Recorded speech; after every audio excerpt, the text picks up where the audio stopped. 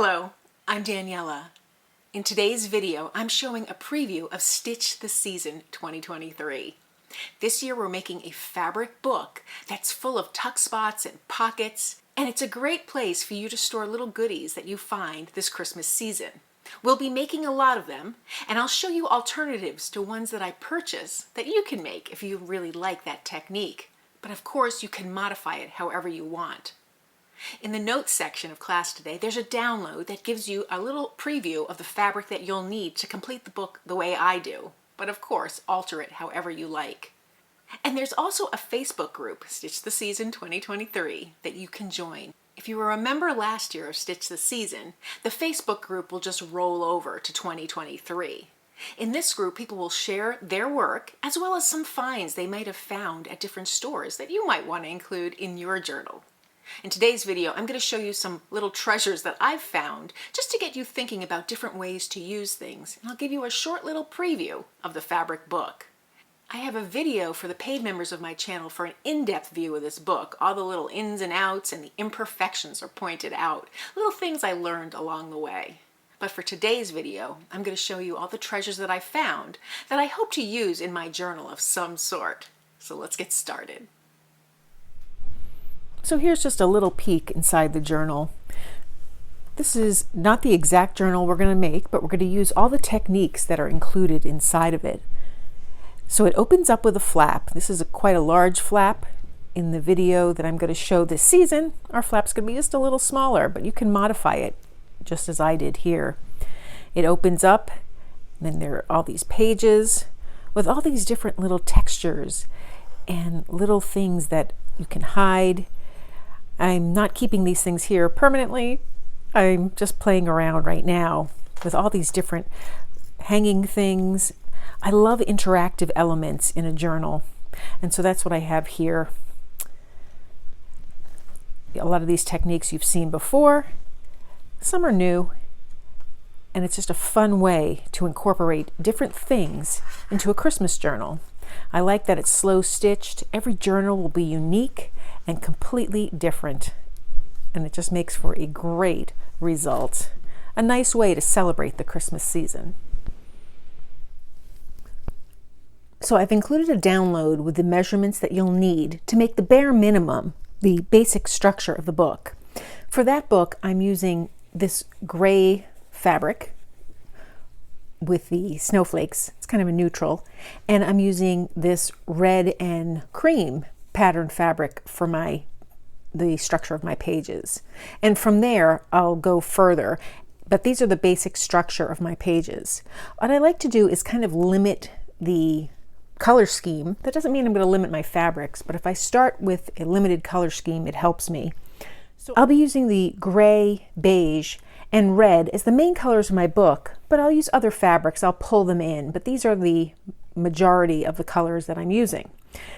That being said, I have a stash of Christmas fabric, so I'll be picking and choosing and using things from that inspire me. I'm not sticking to this color scheme strictly, but I like to start with a basis. I also am going to use ribbon, lots of ribbon, and lace. Now I have some thick lace here. If you don't have lace, you can use fabric, but this is the time of year that I like to indulge a little more, particularly on these fabric books for Christmas. I just think that's the time to do it. So I bought about a yard of this lace, and it's beautiful. I'll be using this in the pages. And like I said, anything that I show, any technique that I show, there are always alternatives. I really think it's great to use what you have. If you want to splurge and buy a little extra, that's great too. I'll show you the measurements that I'm going to be using for the book, and you can alter them however suits you. So if you want to add more pages, or use less pages, or change the pages altogether, or not even create a fabric book, just create the prompts on some fabric, go right ahead. And if you want to make this mixed media or paper, do that. I think there are so many variations, and they're all lovely. I also have embroidery floss, and the major thing aside from my scissors and needle and thread would be this erasable pen. I just use this to measure out the book. From there, the things that I add to the book, I don't measure out so much. But I'll go through each of those techniques on the day that I release those prompts. Let me show you some of the other things that I've collected through the years and through this year in particular, as well as some of the fun things we're going to make to add to our book. Now, these are just some ideas to inspire you, some things you might want to incorporate into the book as well.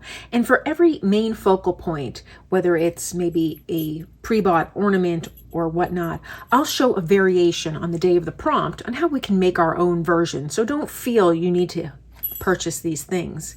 But if you happen to have them around or you see them and you'd like to include them, these are things that I pick up through the year. Any textile ornament, now these are pretty chunky, but that's okay because I'll do some surgery on them and we'll make them work. And if you find that bell annoying, we'll remove that as well. Here's another fabric ornament, stuffed, it's just a little felt. And then here's another beautiful one that I found, poinsettia. Now these balls are too big here, these beads, so we'll do some work on that. And the overall size is too big for me. It might work for somebody, but we'll do some modifications on that when we use this in our book. If you don't have one of these, well, we'll make one out of felt. So that's another thing you might want to purchase, is some felt in whatever color you want. I like the cream color, but if you want to use a red poinsettia or even a cotton fabric printed poinsettia, that's great. I have an assortment of ribbon and lace. Just think this is very handy, and you might want to use this as your book closure. There'll be buttons and beads. I don't have those pictured yet. I have a few little charms. I have some jewelry that's festive. This pin isn't particularly Christmas. It's a little blanket pin, but it's glitzy and it's perfect for Christmas. We'll be making our own versions as well. And then if you see any of these cute little ornaments, these are just little Santa jackets, but they have ones for elves and snowmen. There's these cute little textile outfits. These would be cute in your journal as well. Again, it's not required and it's totally optional. Now, in addition to the textile ornaments, if you find flat ornaments, these are perfect to add to the book if you like that mixed media touch, and I do. I particularly like this little one. It's a very flat little reindeer. Found this in a thrift store. It's a cute little ornament. These are pretty flat, so I thought those were kind of cute, as are these. And again, these can be altered or left out altogether. So those are fun things to include in your fabric book that you maybe never thought of to put in your fabric book, being that they're not fabric. So we'll also need some safety pins. You can even use paper clips if you're doing a paper journal, or if you just want to make some for a junk journal. And some buttons. These are shank buttons, but any button will work. Here I have it with some lace. This is attached just to this little ribbon, just to show a possibility for using it. It's just something interesting to add to your work. And it will really vary by the button that you have. This little Santa face button is a completely different look. Different thread, different ribbons, and it's very fun. And here's another blanket pin that I strung some beads on, and we don't have to string them through here. I'm wrapping them with wire. So if that's something you like to do, make sure you have some small gauge wire and some charms or beads to wrap them with. I'm going to use my rubber stamps, both my letters and words, as well as some other images, and I color them in with crayon. So that's another thing to keep. If you have the rubber stamps in your stash, we're going to use them. If you don't have them, it's no worries. Sometimes with Christmas fabric, you'll see an image you want. You can cut that out and use that as well. We're going to make these hanging dangles for the inside of our book. And you can make one or you can make a lot of them. And again, they'll use some charms, maybe some bells, some ribbon or lace. And they're a really fun touch.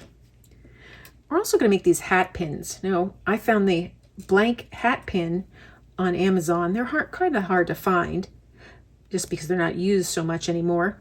But where you can do the same thing with string or wire, so don't feel you need to have the hat pin.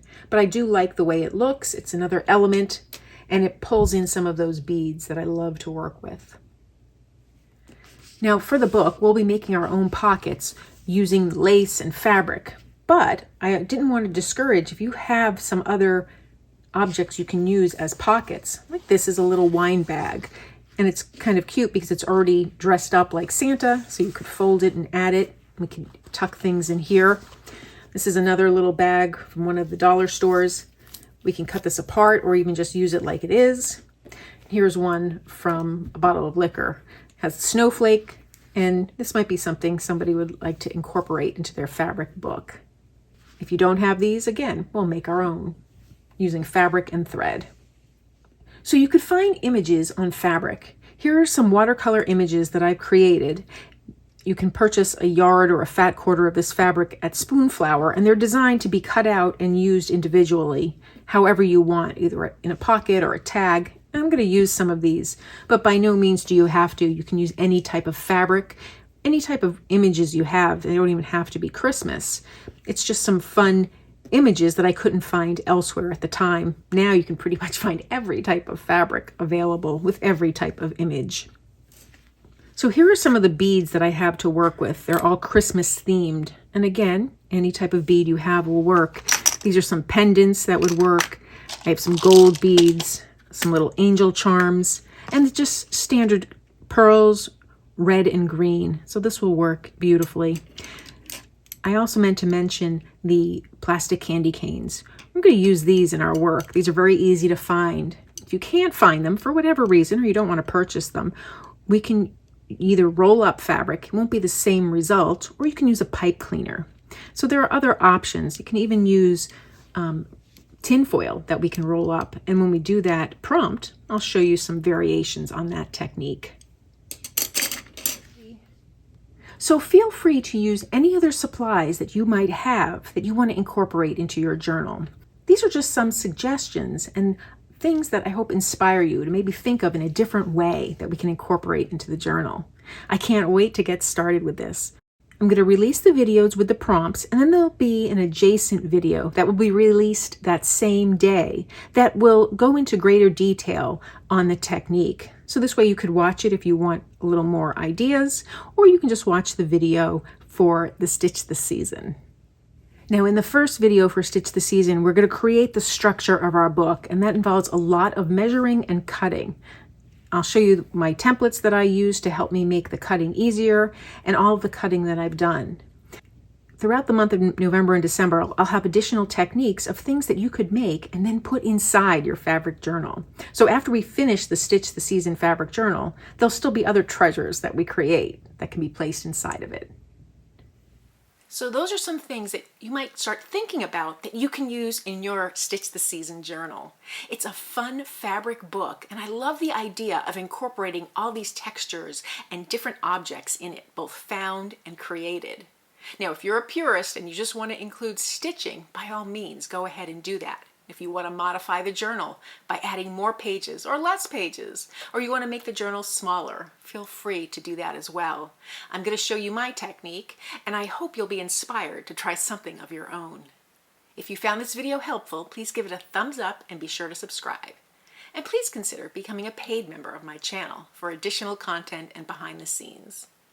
Thank you for joining me.